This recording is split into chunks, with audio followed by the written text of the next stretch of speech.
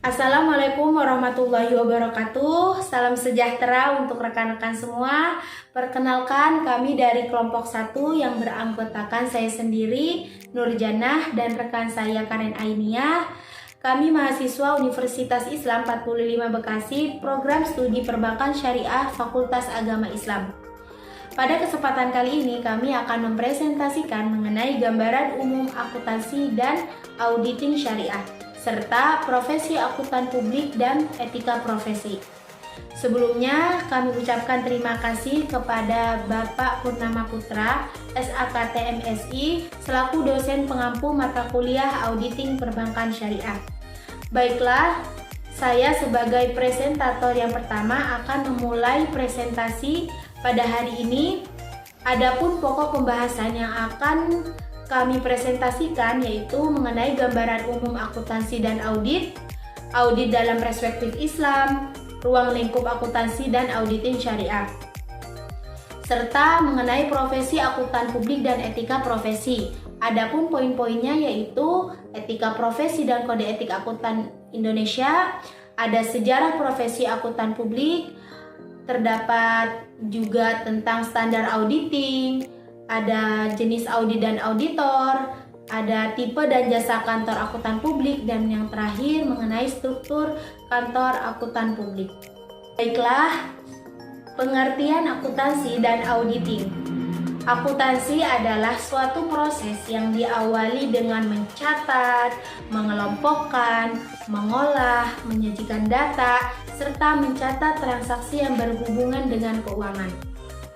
Sedangkan auditing adalah jasa yang diberikan oleh auditor dalam memeriksa dan mengevaluasi laporan keuangan yang disajikan perusahaan klien.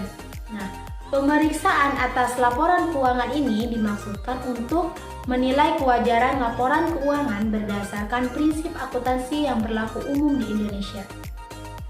Dari pengertian yang sudah dijelaskan, terdapat perbedaan mengenai akuntansi dan auditing. Akuntansi yaitu pencatatan, pengklasifikasian, dan peringkasan kejadian ekonomi yang terjadi untuk tujuan penyediaan keuangan informasi yang digunakan dalam pengambilan keputusan. Siklus akuntansi meliputi transaksi, jurnal, buku besar, dan laporan keuangan. Sedangkan perbedaannya dengan auditing yaitu menentukan apakah informasi yang dicatat dengan benar sudah mencerminkan peristiwa ekonomi yang terjadi selama periode akuntansi. Auditing memiliki siklus kebalikan dari akuntansi. Adapun siklus auditing yaitu laporan keuangan, buku besar, dan transaksi. Adapun audit dalam perspektif Islam yaitu dijelaskan bahwa audit syariah merupakan pengujian kepatuhan syariah secara menyeluruh terhadap aktivitas bank syariah. Nah, tujuan utama audit syariah ini adalah untuk memastikan kesesuaian seluruh operasional bank dengan prinsip dan aturan syariah yang digunakan sebagai pedoman bagi manajemen dalam pengoperasian bank syariah. Sehingga dengan dilakukannya audit syariah ini diharapkan semua aktivitas dan produk bank syariah dapat dipastikan sesuai dengan aturan dan prinsip syariah Islam. Dan secara umum tujuan audit dalam Islam adalah melihat dan memeriksa operasional, mengontrol dan melaporkan transaksi dan akad yang sesuai dengan aturan dan hukum Islam, untuk memberikan manfaat, kebenaran, kepercayaan, dan laporan yang adil dalam pengambilan keputusan. Pada dasarnya, aktivitas audit ini terdapat dalam Al-Quran maupun hadis. Di antaranya adalah yang terdapat dalam surat Al-Infitor ayat 10-12 yang artinya, padahal sesungguhnya bagi kamu ada malaikat-malaikat yang mengawasi pekerjaanmu yang mulia di sisi Allah dan mencatat pekerjaan-pekerjaanmu itu, dan Allah lah mengetahui apa yang kamu kerjakan. Adapun ruang lingkup auditing syariah dan akuntansi adalah ruang lingkup pemeriksaan dalam Suatu audit syariah mencakup 4 hal, yaitu yang pertama, audit atas laporan keuangan, yang kedua, aspek-aspek operasional bank syariah, yang ketiga, struktur organisasi dan personil manajemen, yang keempat, sistem teknologi dan informasi. Sedangkan ruang lingkup akuntansi digunakan untuk mencatat dan menafsirkan data ekonomi agar dapat digunakan oleh pengusaha, investor, atau pemegang saham dan kreditur, pemerintah, dan lembaga lainnya untuk pengambilan suatu keputusan. Keputusan yang baik harus didasarkan pada informasi yang handal. Dengan demikian, distribusi dan alokasi sumber-sumber daya yang langka dapat dilakukan dengan efisien dan efektif. Akuntansi juga mencakup masalah pelaporan dan penafsiran data. Selanjutnya mengenai akuntan publik. Akuntan publik adalah akuntan yang telah memperoleh izin dari Menteri Keuangan Republik Indonesia untuk memberikan jasa akuntan publik di Indonesia. Pembinaan dan pengawasan akuntan publik dilakukan oleh Pusat Pembinaan Profesi Keuangan. Kode etik profesi adalah suatu tatanan moral yang disepakati bersama dalam suatu profesi. Kode etik yang dimiliki oleh Ikatan Akuntan Indonesia dinamakan Kode Etik Ikatan Akuntan Indonesia. Kode Etik Ikatan Akuntan Indonesia ini dimaksudkan sebagai panduan dan aturan bagi seluruh anggota, baik yang berpraktik sebagai akuntan publik, bekerja di lingkungan dunia usaha, pada instansi pemerintah, maupun di lingkungan dunia pendidikan dalam pemenuhan tanggung jawab profesionalnya. Nah, Kode Etik Ikatan Akuntan Indonesia ini sebagaimana ditetapkan dalam Kongres 8 Ikatan Akuntan Indonesia di Jakarta pada tahun 1998 yang terdiri dari yang pertama prinsip etika, yang kedua aturan etika, dan yang ketiga interpretasi aturan etika.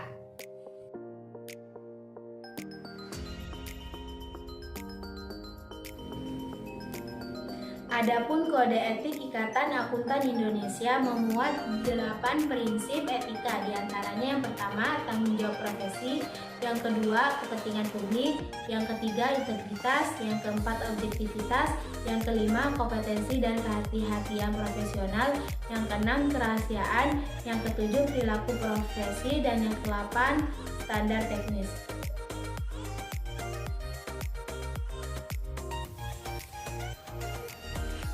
Baiklah, selanjutnya mengenai sejarah profesi akuntan publik. Pada sejarah profesi akuntan publik ini terbagi menjadi 3 orde. Yang pertama, orde lama, yang kedua orde baru, dan yang ketiga orde reformasi. Yang pertama, orde lama. Indonesia merdeka, namun profesional akuntansi di tanah air saat itu masih sangatlah minim. Hal itu terjadi karena minimnya perhatian dari pemerintah terhadap akuntansi, mengingat Indonesia saat itu ditimpa segudang masalah politik ekonomi pasca menyatakan dirinya merdeka. Sejarah lahirnya profesi akuntan asli Indonesia juga dimulai pada orde lama ini dengan membentuk Ikatan Akuntan Indonesia. Awalnya pada tanggal 17 Oktober 1957 dibentuknya suatu organisasi akuntan Indonesia. Akhirnya suatu organisasi tersebut diberi nama Ikatan Akuntan Indonesia yang secara resmi dibentuk pada tanggal 23 Desember 1957 yang beranggotakan 11 akuntan yang ada pada saat itu, dan kemudian disahkan oleh Menteri Kehakiman Republik Indonesia pada tanggal 24 Maret 1959. Kesempatan bagi akuntan lokal yaitu akuntan Indonesia mulai muncul pada tahun 1942 sampai 1945 dengan mundurnya Belanda dari Indonesia. Praktik akuntansi model Belanda masih digunakan selama era setelah kemerdekaan pada tahun 1950-an. Pendidikan dan pelatihan akuntansi masih didominasi oleh sistem akuntansi model Belanda. Nasionalisasi atas perusahaan yang dimiliki Belanda dan pindahnya orang-orang Belanda dari Indonesia pada tahun 1958 menyebabkan kelangkaan akuntan dan tenaga ahli. Orde Baru. Indonesia kembali kedatangan banyak akuntan asing. Untuk mengatasinya, dibuatlah skema joint partnership oleh pemerintah antara profesional akuntansi asing dengan profesional akuntansi Indonesia untuk mendirikan kantor gabungan akuntan. Pada tahun 1970, semua lembaga harus mengadopsi sistem akuntan Amerika. Pada pertengahan tahun 1980-an, sekelompok teknokrat muncul dan memiliki kepedulian terhadap reformasi ekonomi dan akuntansi. Kelompok tersebut berusaha untuk menciptakan ekonomi yang lebih kompetitif dan lebih berorientasi pada pasar dengan dukungan praktik akuntansi yang lebih baik. Orde Reformasi. Dalam periode ini, profesi akuntan publik terus berkembang seiring dengan perkembangannya dunia usaha dan pasar modal di Indonesia. Walaupun demikian, masih banyak kritikan yang dilontarkan oleh para usahawan dan akademisi. Namun, keberadaan profesi akuntansi tetap diakui oleh pemerintah sebagai sebuah profesi kepercayaan masyarakat.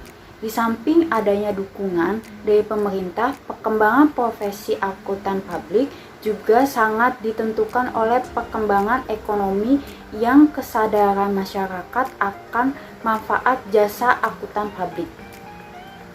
Standar auditing. Pengertian standar auditing. Standar auditing adalah 10 standar yang ditetapkan dan disahkan oleh Institut Akuntan Publik Indonesia atau IAPI yang terdiri dari standar umum, standar pekerja lapangan, dan standar pelapor beserta interpretasinya. Standar auditing merupakan pedoman audit atas laporan keuangan historis. Jenis audit dan auditor. Jenis audit dikategorikan menjadi 3 golongan. Yang pertama, audit laporan keuangan. Audit laporan keuangan adalah audit yang dilakukan oleh auditor independen terhadap laporan keuangan yang disajikan oleh kliennya untuk menyatakan pendapat mengenai kewajaran laporan keuangan tersebut. Yang kedua, audit ketaatan atau kepatuhan. Audit ketaatan atau kepatuhan adalah audit yang tujuannya untuk menentukan apakah yang diaudit sesuai dengan kondisi atau peraturan tertentu. Yang ketiga, audit operasional. Audit operasional merupakan review secara sistematik kegiatan organisasi atau bagian daripadanya dalam hubungannya dengan tujuan tertentu. Jenis auditor. Auditor dapat digolongkan menjadi 3 jenis, yaitu yang pertama auditor eksternal. Auditor eksternal atau auditor independen. Auditor independen adalah auditor profesional yang menyediakan jasanya kepada masyarakat umum, terutama dalam bidang audit atas laporan keuangan yang dibuat oleh kliennya. Yang kedua, auditor internal. Auditor internal adalah auditor yang bekerja dalam perusahaan atau perusahaan negara maupun perusahaan swasta yang tugas pokoknya adalah menentukan kebijakan dan prosedur yang telah ditetapkan oleh manajemen puncak yang telah dipatuhi, menentukan baik atau tidaknya penjagaan terhadap kekayaan organisasi, menentukan efisiensi dan efektivitas prosedur kegiatan organisasi, serta menentukan keandalan informasi yang dihasilkan oleh berbagai bagian organisasi. Yang ketiga, auditor pemerintah. Auditor pemerintah adalah auditor yang bekerja di bidang pengawas keuangan dan pembangunan atau BPKP dan Badan Pemeriksa Keuangan atau BPK, serta instansi pajak. Tipe dan jasa akuntan publik. Pengertian kantor akuntan publik. Kantor akuntan publik atau KAP adalah badan usaha yang telah mendapatkan izin dan materi keuangan sebagai wadah bagi akuntan publik dalam memberikan jasanya. Tipe dan jasa kantor akuntan publik. Jasa yang diberikan oleh kantor akuntan publik dibagi menjadi 2 kategori, yaitu yang pertama jasa atestasi. Jasa atestasi merupakan jasa penjamin yang diberikan oleh KAP dengan menerbitkan suatu laporan tertulis mengenai pertimbangan mereka sebagai pihak yang independen dan kompeten mengenai suatu pernyataan atau permasalahan. Yang kedua, ada jasa non-atestasi. Jasa non-atestasi merupakan jasa yang dimana sang akuntan publik tidak memberikan opini atau ringkasan mengenai temuan, keyakinan negatif, ataupun bentuk lain dari opini pribadi. Jenis jasa atestasi dan jasa non-atestasi. Jenis jasa atestasi ada audit, pemeriksaan, review, dan prosedur yang disepakati bersama. Sedangkan jenis jasa non-atestasi yaitu ada jasa akuntansi, jasa perpajakan, dan jasa konsultasi manajemen.